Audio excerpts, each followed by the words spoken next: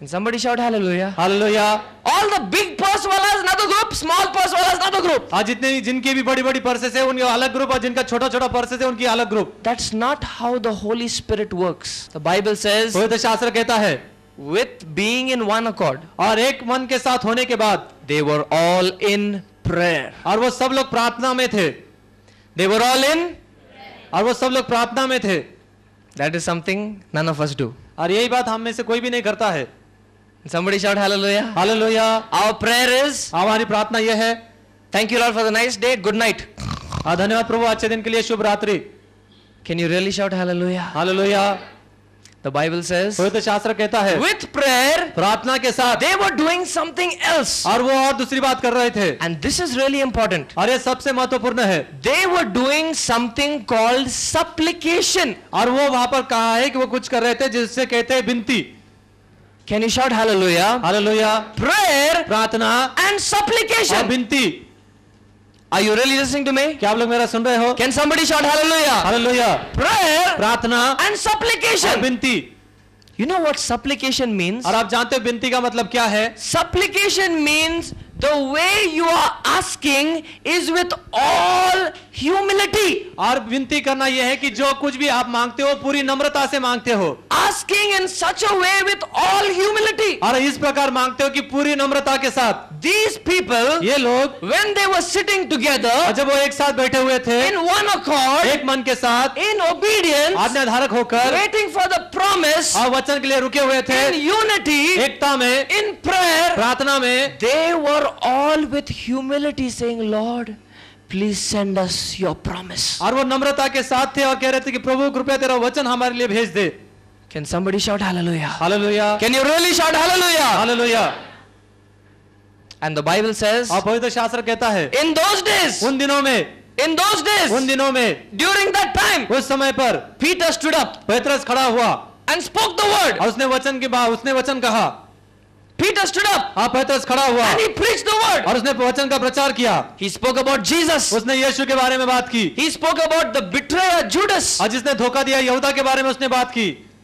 Another important thing you need for the power to come down और दूसरी महत्वपूर्ण बात आपको चाहिए कि जिसके वजह से सामर्थ नीचे उतर आए is the word of God. और वो है परमेश्वर का वचन। Can somebody shout hallelujah? Hallelujah. Is the word of God. और वो है परमेश्वर का वचन। Today, आज many times we don't want the message. और कई बार हमें संदेशा नहीं चाहिए We come in directly at 12:05 और हम 12:05 पर सीधा आते हैं because we know क्योंकि हम लोग जानते हैं 11 to 12 is the message. 11 से 12 तक संदेश होता है। जब उन लोग बड़बड़ करता है 12:05 को प्रेयर शुरू होता है। हम सिर्फ प्रार्थना के लिए आते हैं, बड़बड़ के लिए हम नहीं आते। आपके पूरा जीवन में बड़बड़ ही रहेगा, आपको कुछ ब्लेसिंग नहीं मिलेगा। That's not how it works. और इस प्रकार नहीं होता है Because even when they waited for the Holy Spirit, क्योंकि जब ये पवित्र आत्मा के लिए रुके हुए थे Peter stood up हाँ पेत्रस खड़ा हुआ and spoke the word. और उसने वचन का प्रचार किया। Can somebody shout hallelujah? Hallelujah. And the final thing they did और आखिरी बात उन्होंने की is that they made incomplete complete. कि जो अधूरा था उसे पूरा कर दिया। Jesus had chosen how many disciples? यीशु ने कितने चेलों को चुना था How many apostles were there? और कितने प्रेरित वहां पर थे 12. 12। But because one had betrayed, लेकिन इसलिए कि एक ने धोखा दिया how many has it become? अभी कितने हो जाते हैं 11. 11। Now they made sure और अभी उन्होंने इस बात का निश्चय किया the number of people Jesus prepared, कि जितनी गिनती के लोग यीशु ने तैयार किए थे team that Jesus wanted, आज जो समूह जो यीशु को चाहिए था that team has to be made perfect. और वो समूह पूरा होना चाहिए।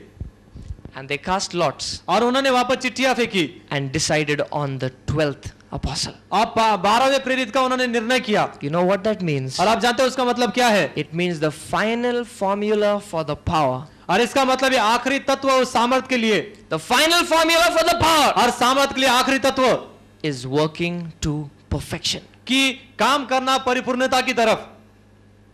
Is somebody listening to me? क्या कोई मेरा सुन रहा है? This is very, very important for our spiritual life. और ये हमारे आध्यात्मिक जीवन के लिए बहुत ही महत्वपूर्ण है।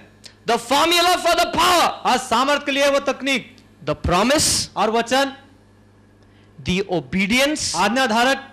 Are you listening to me? क्या आप मेरा सुन रहे हो? The promise, वचन, the obedience, आज्ञाधारक, the unity, Ekta, the prayer, प्रार्थना, the supplication, विनती, the word of God, परमेश्वर का वचन and working to perfection. और परिपूर्णता के लिए काम करना।